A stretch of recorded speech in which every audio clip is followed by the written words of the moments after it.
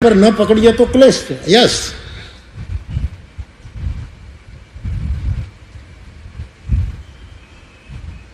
આ અમુક જે આપણા દેશમાં આમ બહુ દૂર દૂર જઈને ધર્માંતર કરાવે છે અમુક લોકો, સનાતનમાંથી ફેરવી નાખવાની કોશિશ કરે, એવા લોકો અભ્યાસ તો બહુ કરે છે. એવો મારા અનુભવો છે. અભ્યાસ બહુ કરે છે પણ અર્થો ખોટા કરે.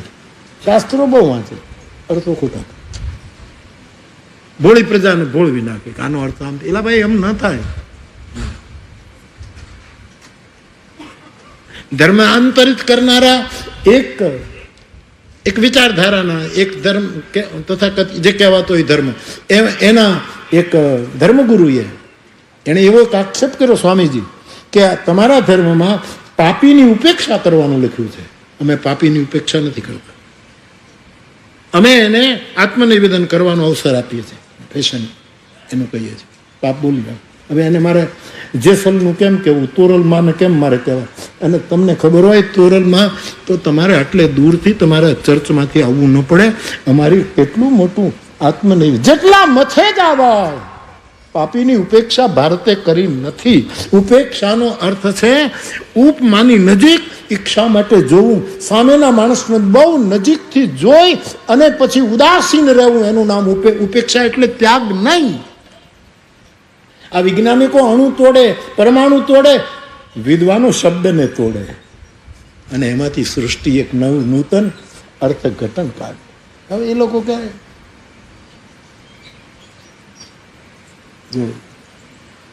પાપ પુણ્ય સુખ દુઃખ મૈત્રી કરુણા ઉપેક્ષા આદિ જે પતંજલિ સૂત્ર, એમાં પુણ્યવાન તરફ મૈત્રી અને ફલા તરફ પાપી તરફ ઉપેક્ષાનો અર્થ એ નથી. જે ખરાબ માણસ છે એને સાધુ પોતાની નજીક બેસાડે, એને બરાબર જુએ અને પછી કહે કે પાપ તારું પ્રકાશ જાડેજા અને ધર્મ તારો સંભાળ, તારી બેડીલીને બુડવા નહીં દેવું. આ તો કચ્છે આપેલો વારસો છે. હવે એને ક્યાં ખબર હોય સાહેબ? જેરુસલામને ક્યાં ખબર હોય? પણ આવા ટીકા કરે છે આ લોકો. મારો અનુભવ છે એટલે કહું. શાસ્ત્રના સમજ્યા વગરના અર્થો કરવા, સમાજને ભ્રમિત કરવા, એ બહુ મહા અપરાધ છે. કોઈ ગુરુની પાસે બેસે. શંકરાચાર્ય ભગવાન એમ કહે કે શબ્દની જડી વરસતી હોય સાહેબ, એવું બોલે માણસ. અને વૈદુષ્ય એવું હોય કે તમને જકડી રાખે. પણ ગુરુમુખી જો નહીં હોય વિદ્યા તો ભુક્તયે નતું મુક્તયે. શંકરાચાર્ય કહે ભુક્તયે, હા, તમારી વાહવા થશે, મુક્તિ નહીં મળે. તમારી જડી વરસતી હશે વાણી, સ્પેલ આમ તમે પકડી લો સભાને આખું. આવા શબ્દો જગતગુરુએ લખ્યા છે. આમ શબ્દ પછી સભા આવ્યા જ કરે, એને ખબર ન હોય, સમાજને ખબર ન પડે, એવી ધારા વછું કરે. વિદ્વતા ગણાશે જો એ શબ્દ ગુરુમુખી નહીં હોય તો. ભુક્તયે, વાહવા થશે, ભોગવો. એટલે કે એ પણ એક ભોગ છે. લોકો વાહવા કરે, કેટલું પાંડિત્ય, કેટલી મહાનતા. ભુક્તયે પણ નતું મુક્તયે. આ જગતગુરુ આપણો સનાતન ધર્મનો બાપ કહે છે. નતું, એનાથી મુક્તિ નહીં મળે. આવું લખ્યું છે. તમે કહેશો તો કાલે શ્લોક લેતો આવે, પણ કાલે ક્યાં ટાઈમ છે? બીજી કથામાં કહેજો ને તમે. અને તમારે જાણીને શું કરવું છે મૂકી દો ને યાર. દર્પણ હોય તો જોયા કરો ને સાહેબ. પણ છે, સ્વામીજીને પૂછો. અધિકાર પૂર્વક શંકર ભાષ્ય ઉપર, શંકરાચાર્ય ઉપર બોલી શકો. કઈ એમને કઈ હાંકે નથી જાતું સાહેબ. અને આમને હાંક્યું હોત તો 70 વર્ષ સુધી હાલે નહીં. ક્યારનું વિખરાઈ ગયું સાહેબ. 10 વર્ષે દસકા પછી તો ઘણા ડૂબી ગયા, ખબર નથી. અને મારો નાથ હજી આમને હાલે, કારણ કે એવા સમર્થ મહાપુરુષોને સેવ્યા છે સાહેબ. એટલા માટે આ છે મુક્ત એ નતું વાણું. પછી વિનોબાજીએ ભાષ્ય કર્યું. સ્વામીજી વિનોબાજીએ બહુ સરસ ભાષ્ય કર્યું. હા, વિનોબાજીને શંકર બહુ ગમે. શંકરાચાર્ય તરફ બહુ જ એનો પક્ષપાત હતો. બધા આચાર્યો ઉપર, રામાનુજ, મધ્વાચાર્ય, રામાનંદ, આ બધાને સેવે છે. પણ જગતગુરુ શંકરાચાર્ય તરફ એમનું અદભુત. એમણે કહ્યું કે માણસ વાણી 4 રીતે બોલાય. એક વાણી મુખથી બોલાય. આપણે બધા લગભગ મુખથી બોલતા હોય. બીજી વાણી કંઠથી બોલાય. એનું બોલવું ખાલી બોલવું નથી, ગાયન એ કંઠમાંથી આવે, એ ગાતો હોય. ગાતા સર્વાણ, ભગત બાપુની રામાયણ, ગાતા સર્વાણ, ગાતા સર્વાણ, ગાતા સર્વાણ. કલાકો સુધીનું રેકોર્ડિંગ રાજકોટ રેડિયો સ્ટેશનમાં રામાયણના હરેક પ્રસંગો ઉપર એમણે પ્રકાશ ડાલ્યો. ગાતા સર્વાણ. આપણા જેવા માણસો મુખથી જ બોલે, ઠીક છે બોલો, ક્યારેક સારું બોલે, ક્યારેક નરસું બોલે, સામે હોય ત્યારે વખાણ કરે, જાય પછી કે આ તો બોલવું પડે, બાકી બધું એમ જ છે, એમ કરીને આ બધા મુખ વક્તા છે.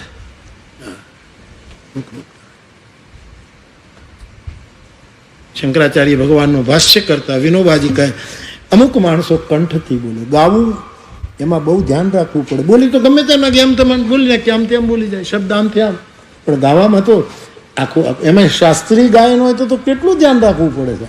ક્યાંય ફગે નહીં, ક્યાંય ખોટો સૂર ન લાગે, કેટલું ધ્યાન રાખવું.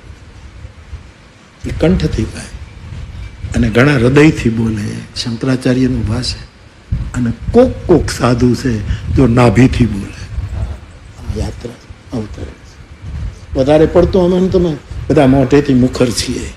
હા, સારા સારા ગાયકો જે ગાય ને ભગવત ચર્ચા કરે છે એ કંઠથી બોલે છે.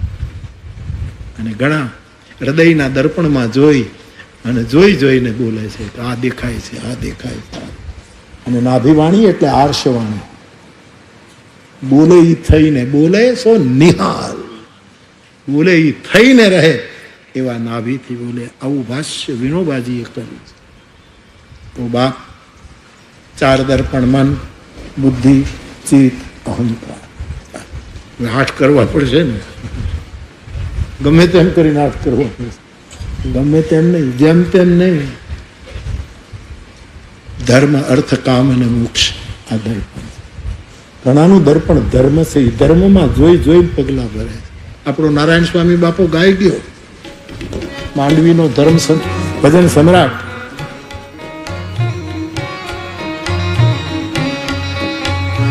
શું પૂછો છો મુજને કે હું શું કરું છું, પણ વિચારી ખબર છું.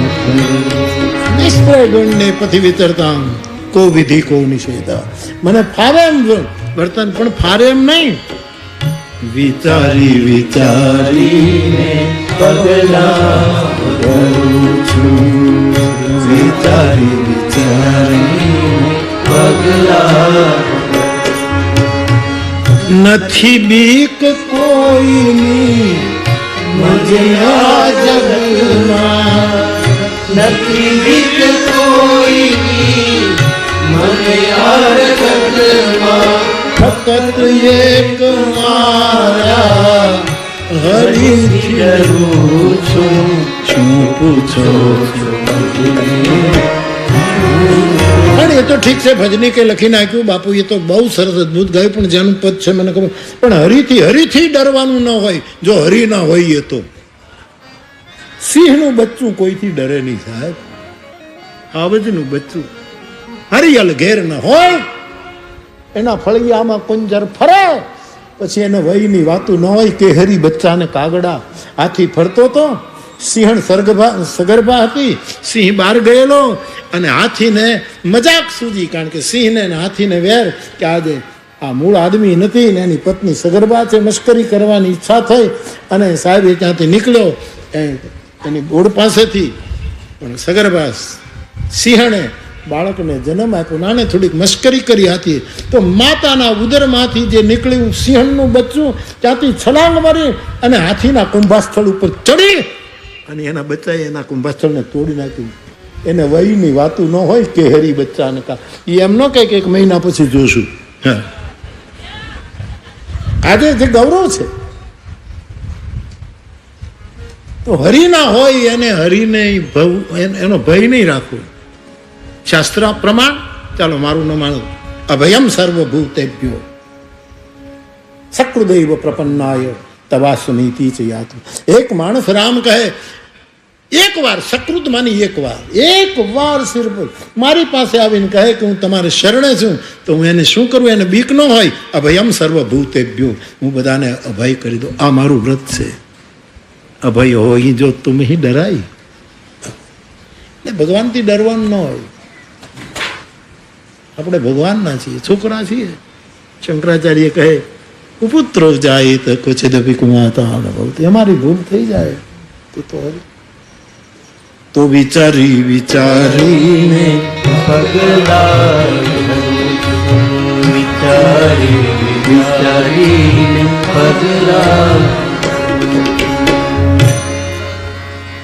ધર્મનું દર્પણ જોઈને ચાલીએ. ધર્મનું રક્ષણ આપણે કરશું તો ધર્મ આપણું રક્ષણ કરશે. આ સનાતન ધર્મનું સૂત્ર.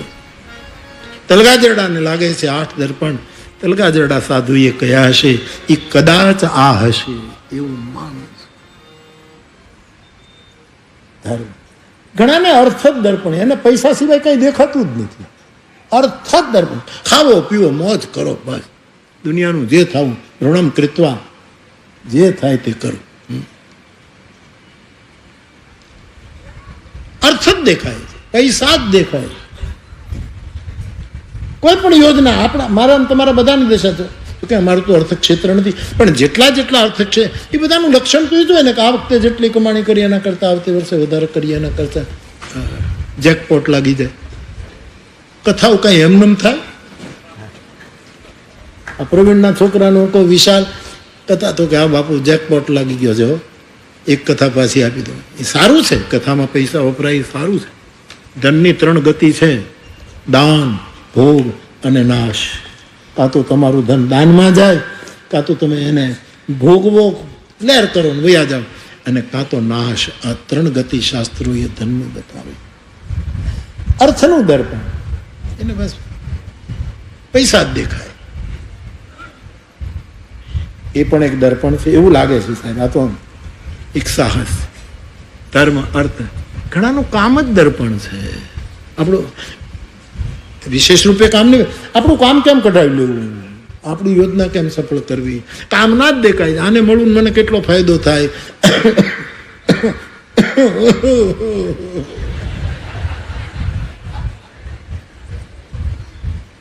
ગડપણ કોણે મોકલ્યું? નરસિંહ મહેતાએ ગાયું. આ શાહબુદ્દીન બાપા એમ કે બહુ ધ્યાન રાખ્યું ને તું 80 થઈ ગયા. બહુ ધ્યાન રાખ્યું કે ઉંમર વધવા નથી દેવી. હા, કેટલા? 88. અરે જુવાન 200.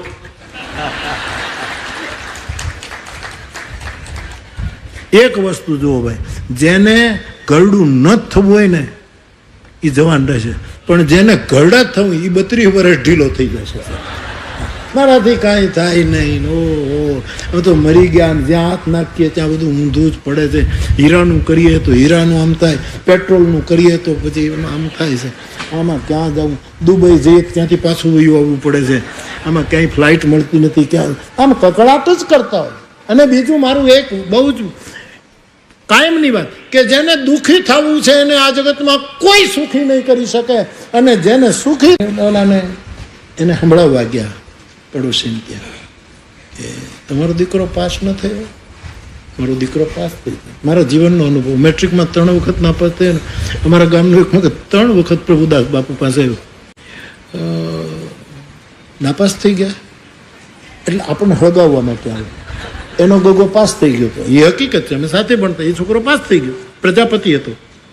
હવે તો એ વયો ગયો, એનો બાપે વયો ગયો. હું હજી બેઠો છું. પાસ થતા નાપાસ થયા ને હું હજી આમ ને આ બનેલી ઘટના. આમ આપણને હળગાવ એને દાજ કાઢવા માટે કે મારો દીકરો તો પાસ થઈ ગયો. પણ પછી તો માણસ છે ને આ બધી નિંદા સ્તુતિ જો ભજન હોય ને તો સંક્રામક છે. પછી આપણામાં શરૂ થાય એવું છે. બીજાની આંખમાં આંસુ આવે ને તો આપણી આંખમાં આંસુ આવી જાય. તમે ઘણી વખત તો એટલા બધા કોકને ખજવાળ આવે ને તો આપણે આમાં કરવાનું, પણ તને ક્યાં કાંઈ છે. આ સંક્રામક છે. ખજવાળ તો ઓલાને આવે છે. શિવ સુત વાહન કી ત્રિયાન સિર પર સોહત સોય, રાતે રોવે રામડો પળી શકે નહીં કોઈ. પહેલા તો મહેમાનો થતા હતા, કવિતામાં જ વાતો કરતા હતા. એક ભાઈને ઘરે મેં ગામડા મહેમાન થયો, વાળું પાણી કર્યા, ફળિયામાં ખાટલા નખાણા, આ મહેમાનનો ખાટલો, એને ગરદણીનો ખાટલો, એમાં એનો દીકરો એને સાથે સુવડાવ્યો. હવે અડધીક રાત થઈ એટલે એનો છોકરો રોવે, ખૂબ રોવે, એવો રોવે એટલે પેલા મહેમાનની ઊંઘ ઉડી ગઈ. એટલે એને કીધું કે ભાઈ આ છોકરાને એ તાવ બાવ છે, શું થયું, કે કંઈક સપનું ઝબકી ગયો, શું થયું? એટલે પેલો કવિતામાં જવાબ આપે કે શિવ સુત વાહન કી ત્રિયા સિર પર શોભત સોય, રાતે રૂવે રામડો કળી શકે ને કોઈ. એમ કરીને હુઈ ગયો. અરે ઓલો કે પણ મેં પ્રશ્ન પૂછ્યો છે, આ ગગો રોવે છે શું કામ? પણ કવિતામાં લોકો એન્જોય કરે, આમ એન્જોય કર્યું કે શું કામ, એને બીમારી છે કાંઈ? તો કે નહીં, સાંભળો, શિવસુત એટલે ગણપતિ, શિવસુત વાહન, ગણપતિનું વાહન ઉંદર, શિવસુત વાહન કી ત્રિયા, એની પત્ની ઉંદરી, માથામાં ઉંદરી થાય ને સાહેબ ગામ. શિવસુત વાહન કી ત્રિયા શિર પર સોહત, છોકરાનું નામ રામડો હતો, એ રાતે રોવે રામડો કળી શકે નહીં. આવી કવિતામાં વાતો કરીને લેર કરતા હતા સાહેબ. આવું તો ઘણાને કામ દર્પણ બને છે, ઘણાને અર્થ દર્પણ બને છે, ઘણાને ધર્મ દર્પણ છે, અને મુક્તિવાંછોને મુક્તિ દર્પણ છે. એનું લક્ષ્ય છે મુક્તિ, એને મોક્ષ દેખાય. યદ્યપિ શંકરાચાર્યને તો એ તો મુક્તિવાદી છે જ અવશ્ય, પણ દૈવાપરાધ ક્ષમાપન સૂત્રમાં તો મુક્તિને પણ નિરાદર કરે છે. ન મોક્ષસ્યાકાંક્ષા ન ચ વિભાવ વાંચ. તો બાપ વિષ્ણુ દાદાએ જે દર્પણાષ્ટક જે કર્યું, એ અષ્ટકમાં કદાચ આવું હોઈ શકે કે મન બુદ્ધિ ચિત્ત અહંકાર, એ ચાર દર્પણ, અને ધર્મ અર્થ કામ, આપણા દર્પણ. આવા દર્પણ ઉપર કથા ચાલે છે, અનેક સંદર્ભો સાથે, સંતોના આશીર્વાદથી, ગ્રંથોની કૃપાથી, ગુરુની કૃપાથી, કોઈની સાથે આમ વાતચીત થતી હોય એની કૃપાથી આ રીતે તમારી સાથે સંવાદ કરું છું. અને હવે જે થોડોક સમય રહ્યો છે એમાં કથાનો ક્રમ લઈ લઉં, પણ એના પહેલા આ ચોપાઈઓ ગાઈ લઈએ.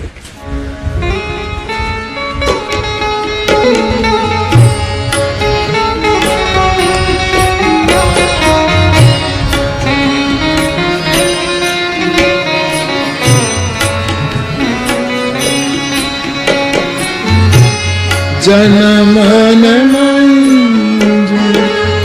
મુકુરમલ જનમન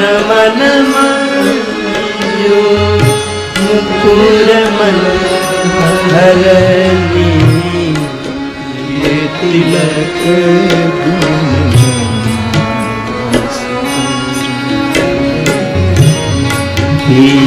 તિલક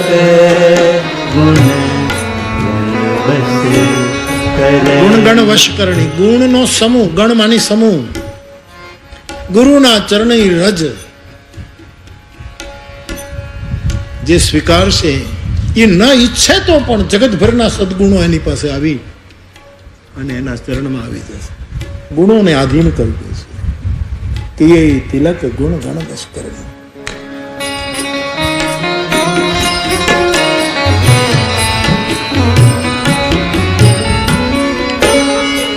અજ્ઞ અકોવિદ અંધય ભાગી, અજ્ઞ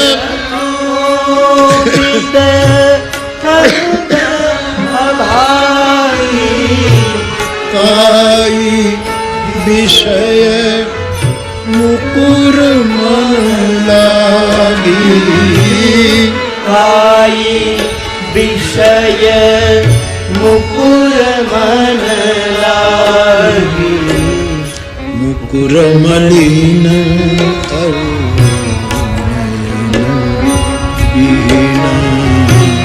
મુકુર મલિન નયન વિહીના. રામ રૂપ દેખ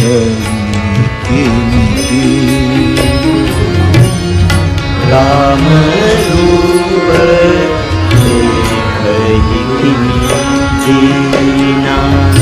જો મુખ મુકુર મુકુર નિજ પાની જો મુકુર મુકુર નિજ પાની કહી ન જાય અસ અદભુત વાણી કહી ન જાય અદભુત વાણી મન મંજુ મનહર જન મન મંજુ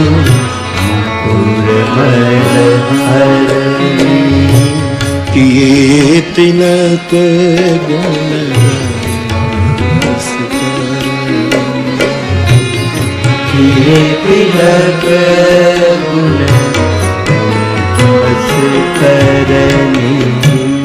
આથી થોડી મુકુરાષ્ટકની સાત્વિક તાત્વિક ચર્ચા.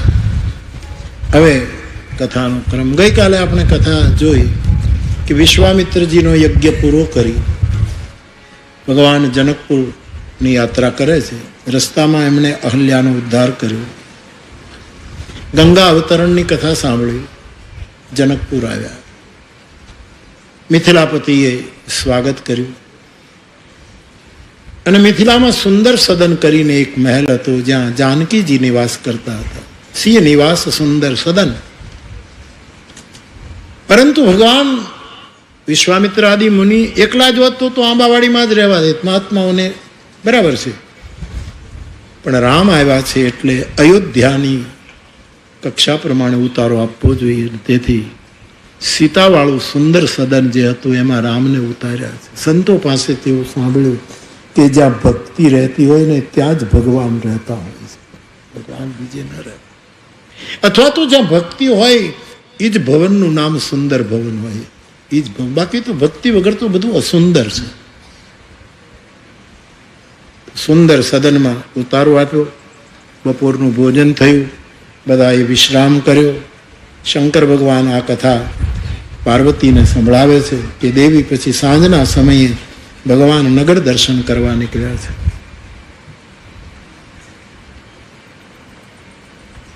આખી જનકપુરી નામરૂપને મિથ્યા માનનારું આ નગર, વેદાંતિઓનું વિદેહીનું આ નગર.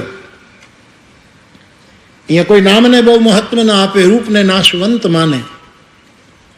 એ નગરમાં રામ રૂપ અને રામનું નામ એટલું બધું છવાઈ ગયું કે બધા દીવાના થઈ ગયા. આ કોણ છે? આ કોનું રૂપ છે? આ કોણ છે? સુંદર વર્ણન તુલસીદાસજીએ નગર દર્શનનું કરાવ્યું છે. આખું નગર રામમાં ડૂબી ગયું. સાંજના પાછા આવ્યા. સંધ્યા વંદન કર્યું. રાત્રિનું ભોજન કે જે કંઈ ક્રમ હશે તે, અને ગુરુની પાસે બેઠા અને ગુરુએ કંઈક વેદાંતની ચર્ચા કરી, શ્રવણ કર્યું. અને પછી ગુરુ જ્યારે વિશ્વામિત્રજી વિશ્રામ કરવા ગયા ત્યારે રામ અને લક્ષ્મણ બંને ભાઈઓ વિશ્વામિત્રજીની ચરણ સેવા કરે છે. આ આપણી પરંપરા છે. અદ્ભુત છે. બંને જણા ચરણ સેવા. આ બ્રહ્મ છે, સાક્ષાત પરમાત્મા. પણ જગતને બતાવ્યું કે વિશ્વામિત્ર મારા શસ્ત્ર વિદ્યાના ગુરુ છે અને તેથી મારો ધર્મ છે હું એની સેવા કરું. અને સેવા સામે માણસનો સ્વભાવ જાણીને કરાય. ઘણા લોકો સેવા કરે પછી સામેનાનું જાણે નહીં, બસ સેવા જ કરવી. આજે એક માળી રસ્તામાં ઊભા હતા, કંકુની વાટકી, ત્રાંબાના કૂટ, એક જણ અને એક પાત્ર. હું ગાડી ઊભી રાખું છું, ઊભો રહે એટલે મેં કાચ પણ ખોલ્યો માડી. એ મને કે તમારા પગ ધોવા છે. હવે મેં કીધું આમાંથી મારે ક્યાં પગ બહાર કાઢવો માડી, મારે પહોંચવું? તો કે નહીં મારા પગ ધોવા છે એમ કરીને કંકુ બંકુ નાખી. મેં કીધું માડી પણ કેવી ડોશીમાં સમય તો હાથ ધોવડાવી દો. મેં કીધું આ પ્રેક્ટિકલ જોયું ડોશીમાં કે મેં હાથ આપ્યો ને પાણી નથી અને હાથ લ્યો બસ માડી. માંડ માંડ સમજાવ્યા. હામાના સ્વભાવને જોઈને સેવા કરે. એક ચર્ચમાં પાદરી પ્રાર્થના કરીને બધાને કહેતા હતા કે સેવા કરો, સેવા કરો, સેવા કરો. એ 3 યુવાનો હતા, એને લાગી કે આવો સેવા તો સેવા જ કરે, બીજું કંઈ કરાય જ નહીં. રામાયણમાં લખ્યું છે સેવા ધર્મ કઠિન જગજાના. બધા ધર્મોમાં સેવાનો ધર્મ બહુ કઠિન છે. ઓલાને લાગી ગઈ. એવું પ્રભાવક મુક્તિ ભાષણ કર્યું, અડી ગયું ભાષણ. કંઠને કોઈ સંસર્ગ નહોતો, હૃદયનો કોઈ સંસર્ગ નહોતો, નાભી તો ઘણી દૂર હતી. એવી જડી વરસાવી દીધી શબ્દોની. ભુક્તએ નતું મુક્તએ. અને શંકરાચાર્ય પાછું પહેલું કરે કે ગુરુમુખી હશે તો મુક્તએ. એક એક વેણ જાસુ વચન રવિક ને કર ની કર. આપણને ધન ભોગ લખે એવી લાગી ગઈ સાહેબ. આપણે ત્યાં ભજન નથી બધા ગાતા, આવા અમે પદ્યો ક્યારેય ગાયા નથી, કારણ કે અમે ગાઈ નથી શકતા, કારણ કે એટલું અઘરું ગાયન છે. એસી લાગી લગન વિરામ મેં તો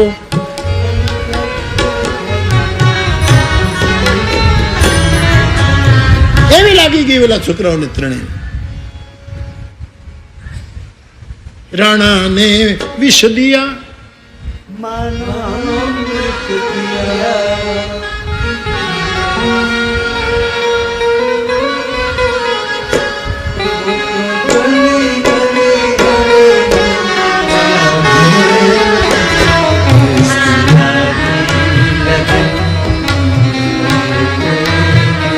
કેવું સરસ પદ છે, બહુ સરસ.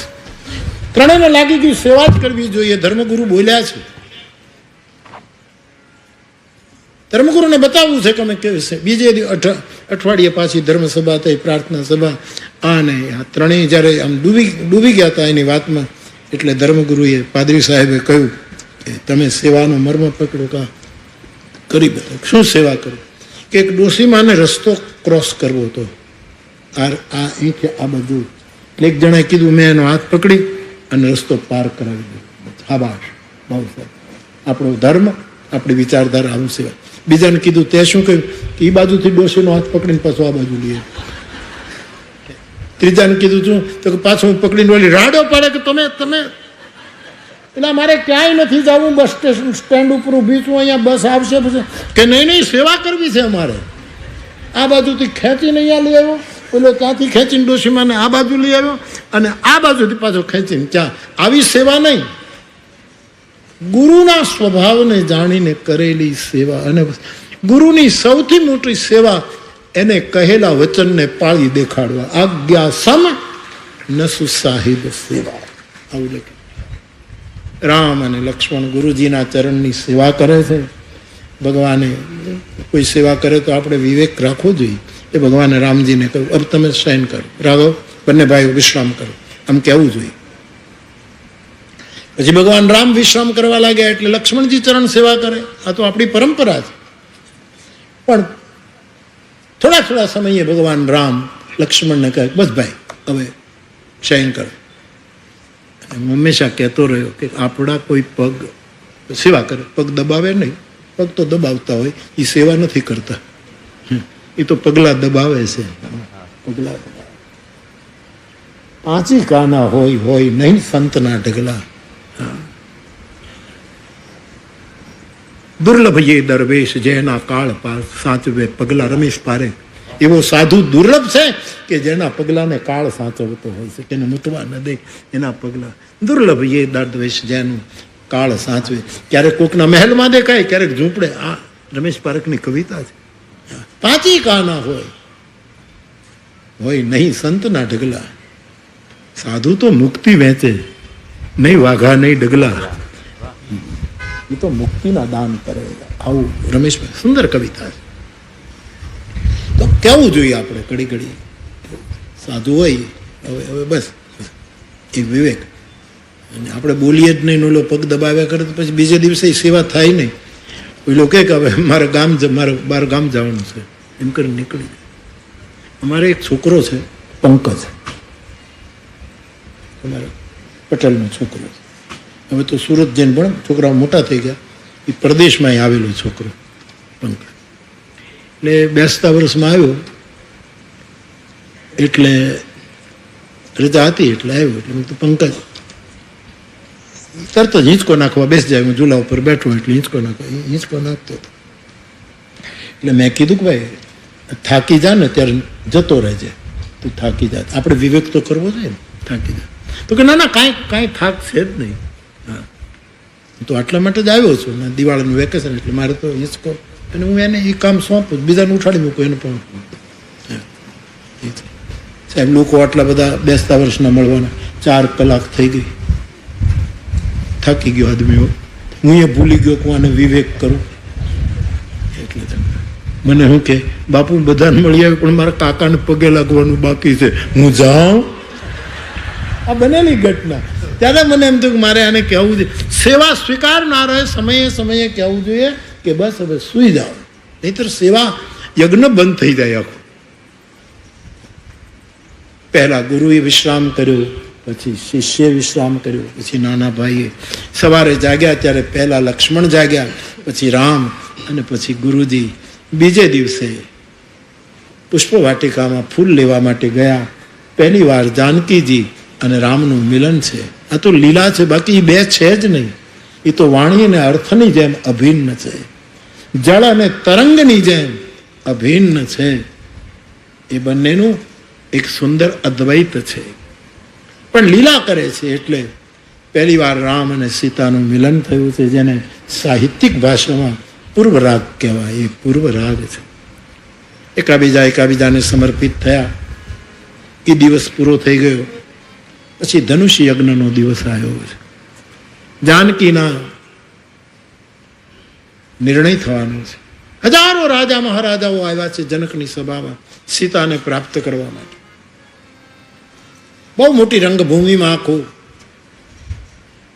આ સર્જન કર્યું છે. દૂતોને મોકલ્યા જનકજીએ કે વિશ્વામિત્રજીને રાજકુમારોને લઈને પધારે, એમની રાહ જોવાય છે. વિશ્વામિત્ર અને રાજકુમારો રામ લક્ષ્મણ આવ્યા છે. જનક રાજાએ સ્વાગત કરી આખી રંગભૂમિની વ્યવસ્થા બતાવી. અને એ વખતે વિશ્વામિત્રના મુખમાંથી એક પ્રમાણપત્ર નીકળ્યું. રાજન, જનકરાજ, ભલી રચના, તમારી વ્યવસ્થા બહુ સુંદર. સાધુ આટલું બોલે એમાં મોટા મોટું પ્રમાણપત્ર છે. એને લાંબા વખાણ કરાય નહીં, જાજી ખુશામત કોઈની કરાય જ નહીં. બહુ સરસ, એમાં બધું આવી ગયું. ભલી રચના શબ્દ બોલ્યા છે. બધા જ મંચની વચ્ચે એક ઊંચો મંચ હતો, જ્યાં બેસનારો દરેકને જોઈ શકે અને દરેક મંચસ્થને જોઈ શકે એવો રામ, લક્ષ્મણ અને વિશ્વામિત્ર માટે એક વિશેષ મંચ તૈયાર કરેલો. ભગવાન રંગભૂમિમાં ફર્યા. જેના હૃદયમાં જેવી ભાવના હતી એવા રામના દર્શન બધાને થયા છે. જાકી રહી ભાવના જૈસી તુલસીદાસજી કહે. અને મંચ પર વિરાજમાન થયા. આ બાજુ જનક રાજાએ બંદીજનોને કહ્યું, બિરદાવલી ગાતા આવ્યા. અને બંદીજનોએ હાથ ઊંચા કરીને જનકજીની પ્રતિજ્ઞા ઘોષિત કરી કે હે રાજા મહારાજાઓ, અમારા મહારાજા જનકની પ્રતિજ્ઞા પણ સાંભળીને તમે આવ્યા છો. આ શિવજીનું ધનુષ જે ચડાવી આપશે એને ત્રિભુવનમાં જય જયકાર મળશે. અને જગતમાં જેની સુંદરતાનો જોટો નથી એવી અમારી મૈથિલી જાનકી એને વરમાળા પહેરાવશે. માટે રાજાઓ ઉઠો. પ્રતિજ્ઞા ઘોષિત થઈ. એક પછી એક મૂઢ રાજાઓ, અભિમાની રાજાઓ સીતાને પ્રાપ્ત કરવાના વ્યર્થ પ્રયાસો કરવા માટે ઉઠે છે. બહુ અદ્ભુત વર્ણન છે, પણ સમય નથી. બધા જ રાજાઓ પડી જાય છે. કોઈ ધનુષને કંઈ કરી શક્યું નહીં. ત્યારે જનક રાજા અકળાઈ ગયા અને ઊભા થઈને થોડા કડક વાક્યોમાં એને નિવેદન કર્યું કે દ્વીપ દ્વીપ, ખંડ ખંડથી તમે રાજા મહારાજાઓ મારી પ્રતિજ્ઞા સાંભળીને આવ્યા છો. ધનુષને ચડાવવું, ઉઠાવવું, ઊંચા ખેંચવી, અથવા તો તોડવું તો બહુ દૂર નગરી, પણ તલના દાણા જેટલું એની જગ્યાએથી તમે ખેંચવી પણ નથી શીખ્યા. મને આવી ખબર હોત કે આ પૃથ્વી પર કોઈ વીર છે જ નહીં તો આવી પ્રતિજ્ઞા કરી અને અપયશને પાત્ર ન બને. હવે જો વચન તોડું તો સત્ય જાય અને ન તોડું તો મારી દીકરી કુંવારી રહી જાય. હું શું કરું? બાપની ચિંતા. પણ તમે તો સાંભળી જ લો કે આજથી હું તમને કહું છું, આ પૃથ્વી વીર વિહીન થઈ ચૂકી છે, કોઈ વીર છે જ નહીં. આમ જ્યાં બોલ્યા જનક રાજા અને ભગવાનની બાજુમાં વિશ્વામિત્રની બાજુમાં બેઠેલા લક્ષ્મણજી મંચ ઉપર ઉભા થઈ ગયા. ભગવાન રામે કીધું, લખન લખન. વિશ્વામિત્રજી ભગવાનને કીધું, એને બોલ લેવા દે, અત્યારે જરૂર છે. અને જ્ઞાની માણસ ભૂલ કરે ને ત્યારે જાગૃત માણસ જ એને ટોકી શકે, બીજાની તાકાત નથી. જનક જ્ઞાની છે, વિદેહી છે, પણ મારું લક્ષ્મણ જાગૃત પુરુષ છે, બુદ્ધ પુરુષ છે, એ જ એને રોકી શકે.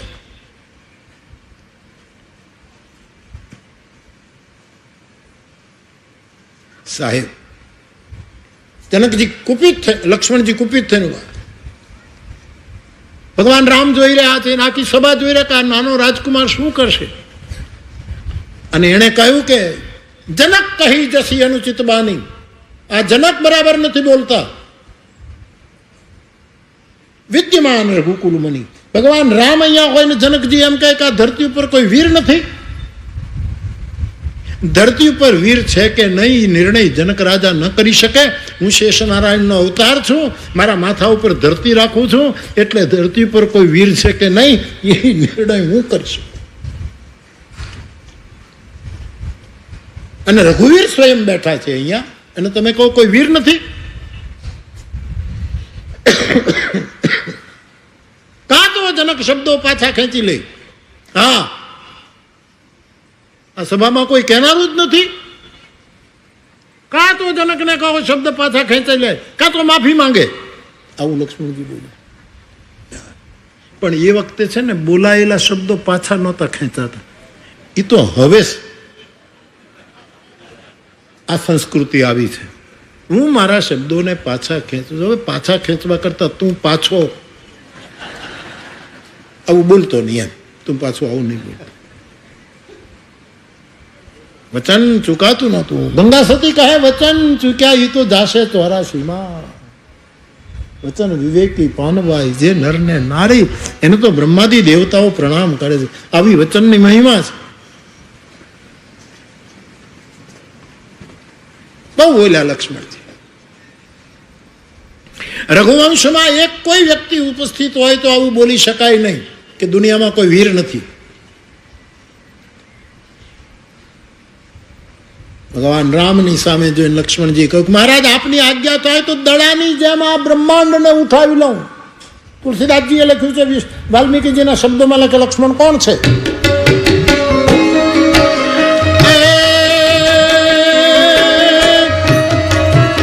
સહસ શીશ અભીશ મહિધર લખન સચરાચર ધની સુરકાજ ધરી નર રાજ તમ ચલ ચલન ખલ નિશ્ચર શ્રુતિ से कृपालक राम तुम जगदीश माया जानकी जो सृजति जग पालती हरति रूप ભગવાનની આજ્ઞા થાય તો ગેંદની જેમ બ્રહ્માંડ ઉઠાવી લઉં. અને મહારાજ આપ જો મને આજ્ઞા આપો. જનક કહે કોઈ વીર નથી, એને બોલવાનું ભાન આવવું જોઈએ. કેટલું બોલ્યા. ક્યાં જનક, ક્યાં? મહારાજ આપ આજ્ઞા કરો તો કમલ નાલ જીમી ચાપ ચઢાવો.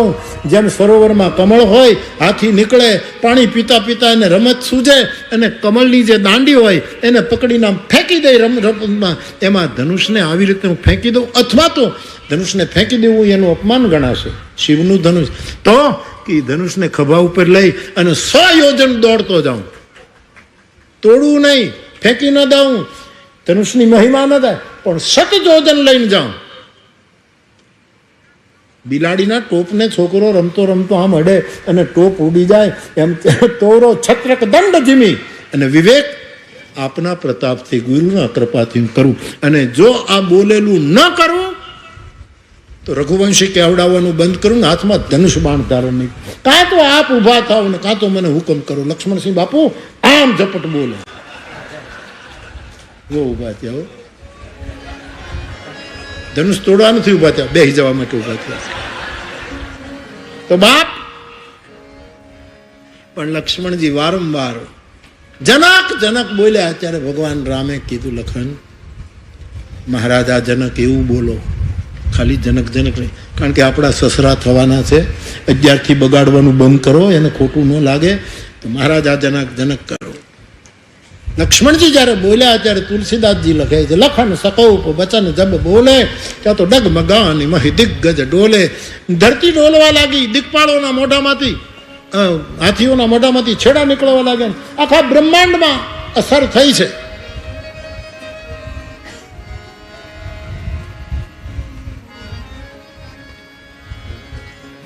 જનક રાજાને પસ્તાવો થયો કે હું થોડુંક વધારે પડતું બોલી ગયો, પણ અવસર જોઈને વિશ્વામિત્ર સમય સુવર્ણ. ગુરુ ગમે ત્યારે ન બોલે, યોગ્ય સમય જોઈને ગુરુ બોલે. સમય આવ્યો ત્યારે ગુરુ બોલ્યા છે કે રાઘવ ઉઠો, હું રામ, ધનુષ ચડાવો, તોડી દો. એક કન્યાના પિતાને ચિંતા છે, એને બતાવો. ભગવાનને કહ્યું છે. ભગવાન મંચ ઉપર ઉભા થયા. ગુરુ આજ્ઞાથી તુલસીદાસજીએ રામનું દર્શન કરતા લખ્યું ઉદિત ઉદયગીરી બંચ પર રઘુવર બાલ પતંગ. ઉદયાચળ પર્વતના શિખરને તોડી અને સવારનો બાળક સૂરજ જેમ ઉગતો હોય એમ રામ રૂપી સૂરજ ઉગ્યો છે. ગુરુને પ્રણામ કરીશ. મંચના પગથિયા નીચે ઉતરે છે, હાવજની જેમ ઉતરે છે, સિંહની જેમ.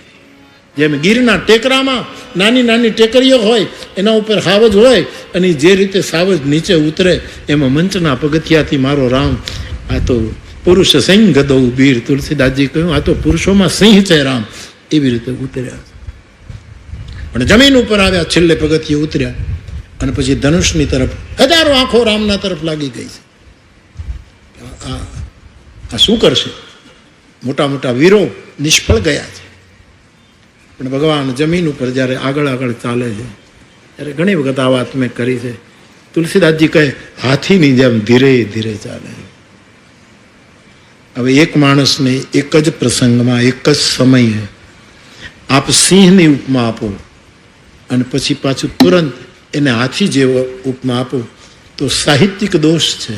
હીનોપમા ન અપાય. શ્રેષ્ઠ ઉપમા આપ્યા પછી એનાથી નીચી ઉતરતી. હાથીની ઉપમા તો નીચી છે. કવિકુલ ચૂડામણી તુલસીદાસજી, જેની સાથે જોડાઈને કવિતા મહારાણી સુહાગણ બની ગઈ સાહેબ, એવો મારો તુલસી સાહેબ. આવી કવિતાનો રચતા એને આવી ભૂલ ન કરે કે હાથી કીધા રામને પછી સિંહ કીધા ને પછી હાથી કહે. પણ કોઈએ તુલસીદાસજીને પૂછ્યું કે આવી હિનોપમાં કેમ આપી? તો કે મંચથી ઉતરતા હતા ત્યારે તો હાથી જેવા લાગતા હતા, તો પછી આમ નીચે ચાલતા હતા ત્યારે હાથી જેવા નહીં, સિંહ જેવા લાગતા હતા. પછી હાથી જેવા કેમ લાગ્યા? કે અભિમાની રાજાઓ જેમ તેમ બોલતા હતા કે અમે ન તોડી શક્યા, આ છોકરું તોડી નાખશે. હા, અને તોડી નાખે તો પરણવા દે તો કહેજો અમને. એ જે જેમ તેમ બોલતા હતા ને, અને ભગવાન રામે કોઈના શબ્દો તરફ ધ્યાન ન આપ્યું એટલે હાથીની ઉપમા. કારણ કે હાથી ચાલ્યો જતો હોય અને કૂતરાઓ ગમે તેમ બોલતા હોય, હાથું પાછી વાળીને કોઈ દિવસ જોઈ નહીં. કેટલી સટીક ઉપમા છે. એટલા બધા રાજાઓ બોલે, કેવું કેવું બોલે છે, રામાયણમાં લખ્યું છે. હાથી કોઈ દિવસ કૂતરાની પાછળ દોડે ને, ઊભો રહે ઊભો રહે ઊભો રહે, એમાં હાથી પણ લજાય. કૂતરાને તો હું ગુમાવે, કૂતરાને તો કંઈ ગુમાવવાનું હોય જ નહીં ને, એને હું ગુમાવવાનું. હાથીની બદનામી થાય. હું ઘણી વખત કહું કે ગામડામાં હાથી લઈને આપણે જગન્નાથ મંદિર અમદાવાદથી નથી, અમુક સાધુઓ આવતા હાથીને લઈને નીકળે. જે ગામડે નીકળે એટલે આપણે નાનપણમાં જોયું હોય, અત્યારે જોયું હોય કે હાથી લઈને નીકળે. હા, અને પછી હાથી તો ગણેશ સ્વરૂપ છે એટલે લોકો બધા એને લાડુઓ આપે, સફરજન આપે, 100 રૂપિયા આપે. એટલે સફરજન તો એ પોતે ખાઈ જાય, લાડુ કહે 100 રૂપિયા તો ઉપર આપી દે બાપુને, આમથી આમ કરી દે એટલે એ લઈ લે નોટ. આ તો બધું આપણું. પણ હાથી જ્યારે ગામડામાં નીકળે ત્યારે કૂતરાઓ એની પાછળ પાછળ ભસતા હોય છે. હાથી આમ ભાગે નહીં, કૂતરા ભસે એટલે ભાગે એમ ન થાય, કારણ કે હાથી છે, પણ ભસે બહુ. એક દિવસ હાથીને થયું કે કૂતરાઓને કીધું આપણો કોઈ નાત, આપણે સિંહ પશુ બધા, પણ આપણો કોઈ સંબંધ નથી. હાથી કે મેં તમારું શું બગાડ્યું કે તમે હું નીકળું ને ભસો છો? મેં તમારું કાંઈ બગાડ્યું? કૂતરાએ કીધું તમે અમારું કાંઈ નથી બગાડ્યું, તો પછી વડકા હું કામ ભરો છો? હું જ્યારે નીકળું ત્યારે પાછળ શું કામ તમે દોડો છો? શું કામ? કે અમને તમારી સાથે કાંઈ તકલીફ, પણ તમે નીકળો છો અને બધા માળા પહેરાવે, જય જયકાર કરે, તમારું જે સન્માન કરે છે ને એ અમારાથી સહન થતું નથી સાહેબ. એટલા માટે આ તકલીફ આ જ છે, બાકી તમારી સાથે કાંઈ વાંધો નથી. તમે તો અમારા પશુના વડીલ છો. આ સમાજને આ જ તકલીફ છે સાહેબ. એટલે આ રામ નીકળ્યા એટલે આ બધા એવું બોલે છે એટલે કહું છું. એટલા માટે પણ હાથી જો ચાલ નહીં ચૂકે તો કૂતરાઓ થાકી જશે.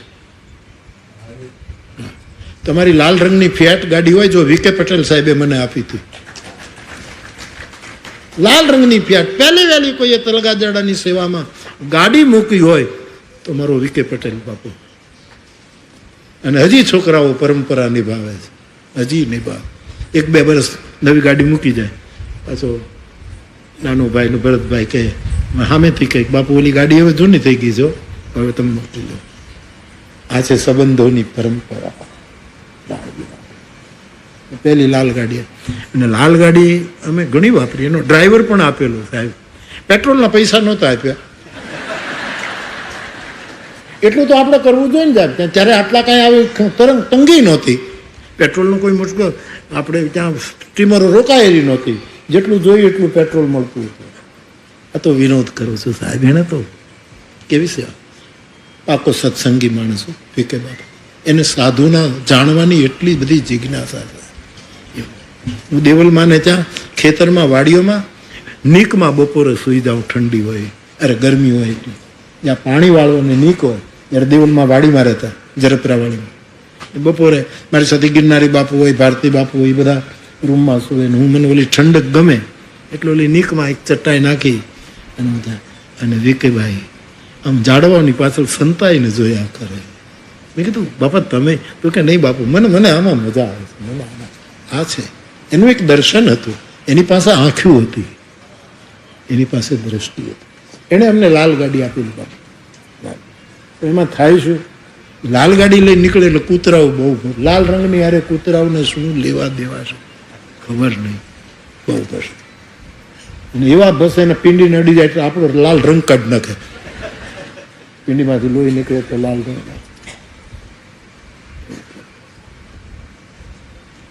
પણ તમારી ગાડીની સ્પીડ વધારો, 40 ઉપર જતી હોય ને કૂતરાઓ પાછળ દોડે, 60 નીકળી નાખો.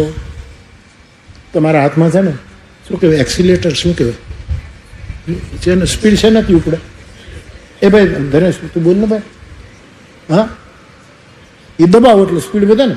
60 નહીં કરો એટલે થોડાક કૂતરાઓ ધીમા પડી જશે, જીભ નીકળી જાય, લાળું પડતી છે. વળી દબાવો ને 80 ઉપર જવા દો એટલે વળી પાછા ધીમા પડે. એમ કરતા કરતા કરતા કરતા 108ની માળા ફેરવી નાખો, હરિભજન વધારો, એના એ પાછા શાંત થઈ જશે, લાળું પડી જશે, થાકી જશે, પછી આમ જોયા કરશે. કોટાય પછી કોટાય એ કૂતરાઓ કરે. મારો રામ હાથીની જેમ ચાલે છે. ન બોલવાના શબ્દો, એટલે તુલસીદાસજી હાથીની ઉપમા આપી. મધ્ય ભાગમાં ગયા છે પ્રભુ, શિવજીના ધનુષને વંદન કર્યા, જાનકીજીની એક એક પળ યુગ સમાન જાય છે. પ્રભુને એમ લાગ્યું કે હવે મોડું કરીશ અને સમય ચૂકાઈ જાય પછી પસ્તાવો નકામો છે સાહેબ.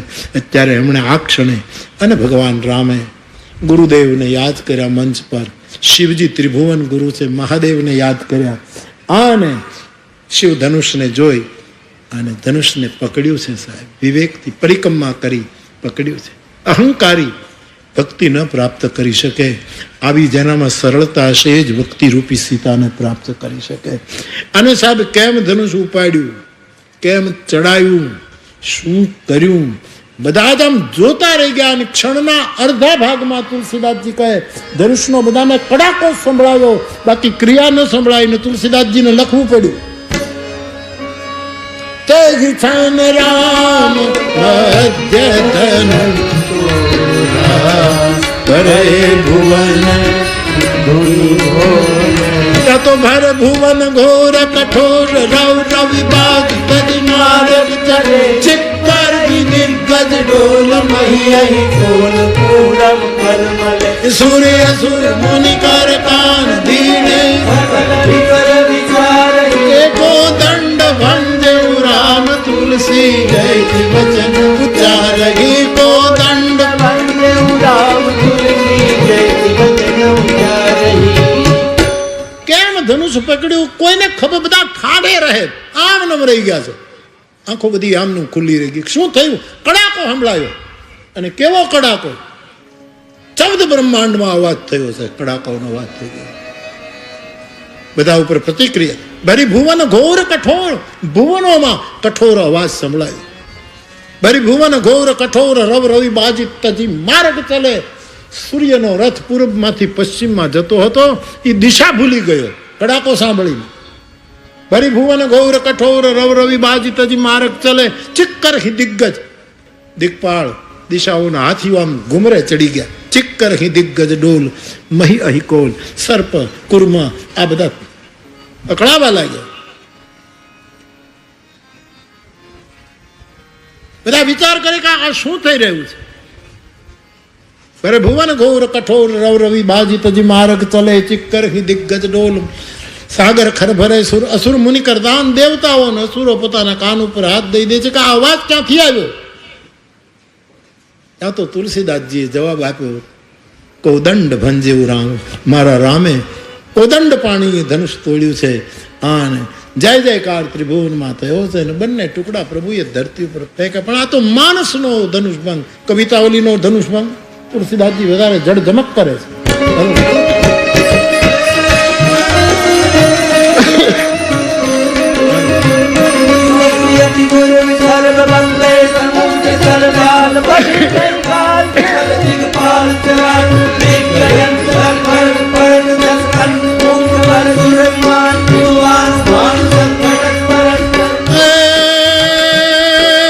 ધનુષ ભંગ તુલસીદાસજી કવિતાવલી રામાયણમાં લગે. ચાતો દિગતિ ઉર્વી યતિ ગુર્વી સર્વ ભવ્ય સમુદ્ર સર વ્યાલ બધીર તે કાલ વિકલ દિગપાલ ચરાચર દિગ્ગયન નર ખરત ખરત દસ્કંદ મૂક પર દુર્વિમાન હિમવાન ભાન સંગઠ ચોકે બિરંજ શંકર સહિત કોલ કમટ હરિ કલમલ બ્રહ્માંડ ચંદ ધુઈ જબ હી રામ શિવ દંદલો જબ હી રામ શિવ દંદલો જબ હી રામ શિવ દંદલો. પૃથ્વી ચક્રાવે ચડી ગઈ. સરોવર નદીઓ સમંદરના પાણી ખળભળી ગયા છે. આખા જગત ઉપર પ્રતિક્રિયા થઈ. ભગવાને બંને ટુકડા ધરતી ઉપર ફેંકી દીધા છે. કોઈએ જઈને ધનુષ્યને પૂછ્યું કે રામના હાથમાં જવાથી શું ફાયદો થયો? તોડી નાખ્યું ને. ધનુષ્ય જવાબ આપ્યો કે એ તો તમારા વિચારો છે. પ્રભુએ ધનુષ તોડી અને અમને બંધનમાંથી મુક્ત કરી દીધા. તૂટ્યું ન હોત આ દોરી ચડાવીને વળી કોઈ ક્ષત્રિય રાજા અમને, રામ જેને પકડે એને મુક્તિ આપે, અમને મોક્ષ આપી દીધું. વળી એક જણાએ કીધું કે એ તો તમે મોઢાનું મન મોદક છે, બાકી તોડીને ફેંકી દીધા ને, હાથમાં તો ન રાખ્યા ને. આમાં જો વિજય ગણાતો હોય, તમે આમાં સારો અર્થ નીકળતો તો હાથમાં રાખે ને. બે ભલે તોડી નાખ્યું પણ બે હાથમાં ટુકડા તો રાખે. આ ક્રિકેટમાં લોકો જ્યારે જીતે છે ત્યારે નથી કોઈક એક સ્ટમ્પ લઈને વયો જાય, એક કોઈક એક બેન્ટ લઈને જાય. વિજયમાં હાથમાં પકડી પકડીને લોકો નીકળે. આજથી શરૂ થાય છે IPL. 5 વાગે શરૂ થાય છે એવું છે. છાપામાં આપણે વાંચવું છે. કેટલો સમય સુધી હાલશે ધબધબાટી? તો પ્રભુને કહ્યું, ધનુષને કીધું કોકે કે લે પકડીને ફેંકી દીધા ને, હાથમાં તો ન રાખે ને, ફેંકી દીધો. ત્યારે વળી ધનુષ બોલે છે કે તમારે આંખ હોય તો જરાક જુઓ, ફેંકી તો દીધા અમને, પણ ક્યાં ફેંક્યા એ તો જુઓ. રામના શરણમાં અમને જગ્યા મળી છે, અમે શરણાગત બન્યા. એ તૂટી જવું બહુ જ ઉત્તમ છે. જે આપણું તૂટવું રામના ચરણમાં આપણને પહોંચાડી દે, આપણી શરણાગતિ એ તૂટવું બહુ જ ઉત્તમ. વળી પાછું કોકે પૂછ્યું, આમ ઘણા માણસો છે ને એને કાંઈક ને કાંઈક કાઢવું જોઈએ, એ પૂછ્યા જ કરે. એક ભાઈ મેટ્રિકમાં પાસ થયો ને, હવે આવ્યું રિઝલ્ટ મોડું આવ્યું. રિઝલ્ટ એમાં હું શું કરું સાહેબ? રિઝલ્ટ મોડું આવ્યું, બોર્ડવાળા મોડા પીડે. છોકરો મેટ્રિકમાં નાપાસ થયો એટલે એનો બાપ બીજાનું પાસ થયો, એને શું કહેવાય, એને કહી બધા કહે જો એ પાડોશીનો છોકરો પાસ થયો, કે ભલે પાસ થાય, કોલેજમાં એડમિશન મળે તો મને કહેજો સાહેબ. 90% માર્ક લઈને પહેલું એડમિશન મળી ગયું બાઉદીન કોલેજમાં. પેલા કીધું એડમિશન ભલે મળ્યું તો કાંઈ કોઈની ભલામણ છે, ગ્રેજ્યુએટ તો થાય તો કહેજો. આ તો 3 વર્ષમાં 4 વર્ષમાં છોકરો ગ્રેજ્યુએટ થયો, એટલે પાછળ પડ્યા હોય ને પછી આવી જ વાતો. ભલે ને ગ્રેજ્યુએટ થયો પણ નોકરી મળે તો બંદાને કહેજો.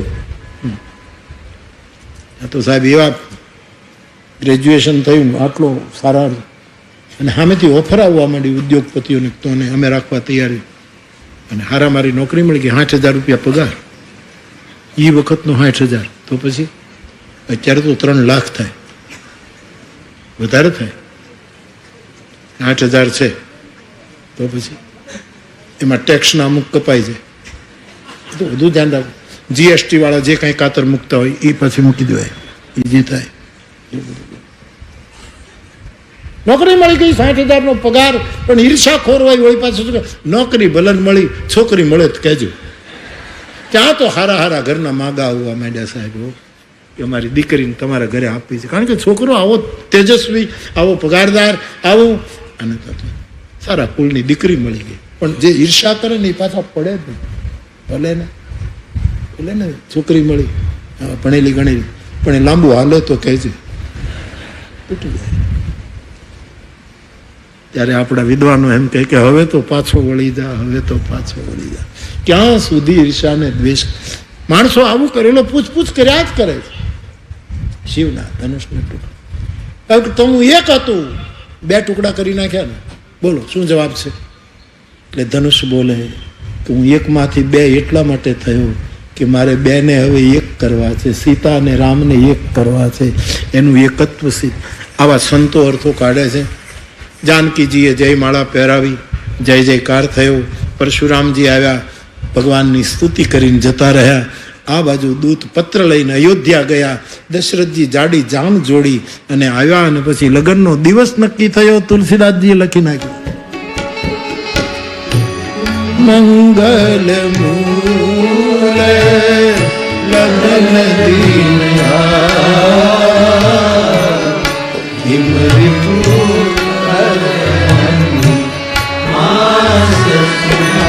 છોકરાઓ આપણે પહેલી વાર જ્યારે જનકપુરમાં કથા હતી તો પછી વચ્ચે એક બંધ રહી, અને પછી ત્યારે એક સાધુ જનકપુરી જે જાનકીજીને દીકરી માનતા હતા, એ મને એ સાધુનું રૂપ દેખાય છે. એ કથામાં એ મને એવું કહેતા હતા કે બાપુ અમે બધું જ રામાયણ, કેમ કે મિથિલાવાળા તો નેપાળ તો રામાયણ, મિથિલા જાનકીજીની જન્મભૂમિ છે મિથિલા. અને બહુ સારું કહેવાય અત્યારે કે જે વડાપ્રધાન અત્યારે યુવાન વડાપ્રધાન બાલેન શાહ જે આવ્યા છે એને હિન્દુ રીત રિવાજ પ્રમાણે સોગંદ લીધા છે. સ્વાગત કરું. એકમાત્ર હિન્દુ રાષ્ટ્ર હતું આપણે ત્યાં, પણ સત્તાઓ કોઈ કમ્યુનિસ્ટ આવ્યા, કોઈ કાંઈ આવ્યા, અને એને બૌદ્ધ ધર્મની પણ પેલી રાખી. અને મેં જે રીતે અખબાર હું એને વધાઈ આપું છું, નહીં તો આખું રાજ્ય એનું એરપોર્ટ ત્રિભુવન એરપોર્ટ છે સાહેબ, એટલે મને વધારે ગમે. તો સાહેબ જનકપુર એનો તો મહિમા. તો એ સાધુ મને કહેતા હતા કે બાપુ અમે છે ને આ મંગલ મૂળ લગન દિન આવ્યા એ ચોપાઈ ન ગાઈએ, કારણ કે ગાયે ને એટલે એમ ન થાય અમારી કિશોરીજી જતી રહેશે, એ અમારાથી સહન ના થાય. અમારી જાનકીને અમે વિદાય ન આપી શકીએ. દીકરીમાં બનેલા પ્રસંગો છે. પછી એમના મંદિરે હું ગયો, હવે તો એ નિર્વાણ પામી ગયા, એટલે મારો હાથ પકડીને કહે કે એને એ વખતના પૈસા મને આપે. મેં કીધું બાપજી મારું વ્રત છે, હું કશું લેતો નથી બાપજી, આશીર્વાદ આપો ને બાપ. તો કે નહીં, લેવા જ પડશે. બાપજી નહીં, કે લેવા જ પડશે ને કોઈને અપાશે નહીં, તમારે જ રાખવા પડશે.